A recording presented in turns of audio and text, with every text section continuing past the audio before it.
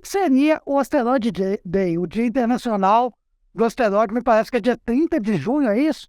Exatamente. O Asteroid Day foi uma data definida pela ONU, né, a União das Nações Unidas, né, no dia 30 de junho, uma data para a gente celebrar e para a gente alertar o planeta, alertar as pessoas para os riscos que o impacto de algum asteroide pode trazer para a vida na Terra.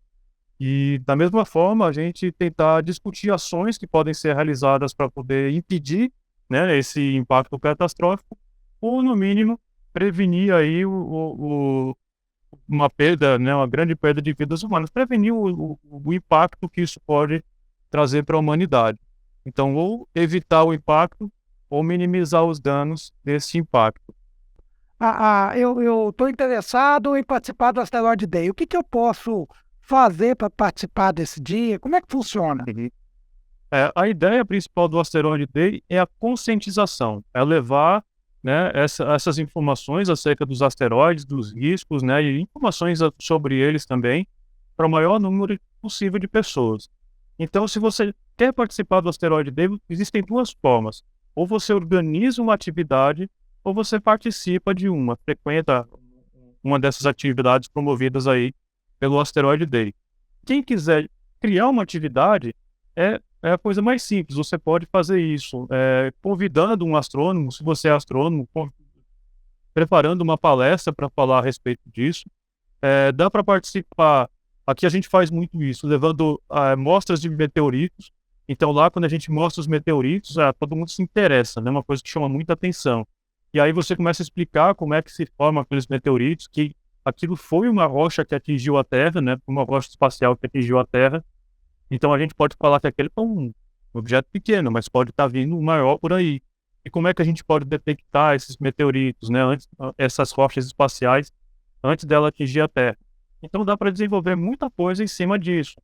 Aqui na Paraíba, por exemplo, a gente faz muito mostras de modelos de asteroides. São modelos que a gente encontra na internet para impressão 3D. Então, a gente faz a impressão 3D do modelo, pinta bem bonitinho e montam junto com um painel contando a história daquele asteroide, tá?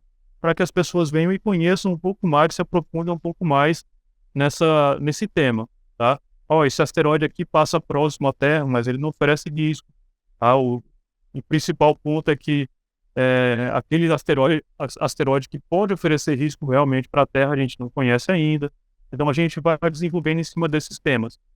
E palestras, né? Palestras é uma coisa sempre muito boa, né? Dependendo do público, é claro, mas que a gente acaba levando aí um pouco da história, conta a história de casos, por exemplo, sondas que visitaram asteroides, a sonda Rosetta, por exemplo, que visitou o cometa 67P.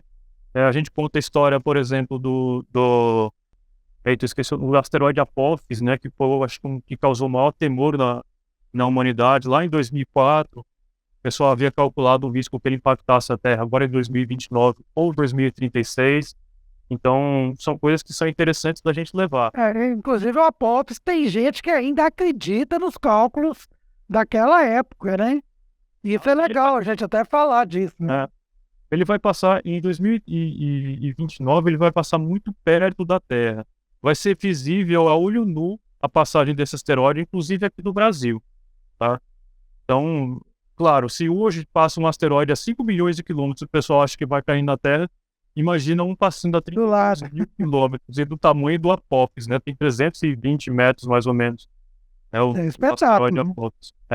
Vai ser realmente uma coisa bem interessante da gente acompanhar, né?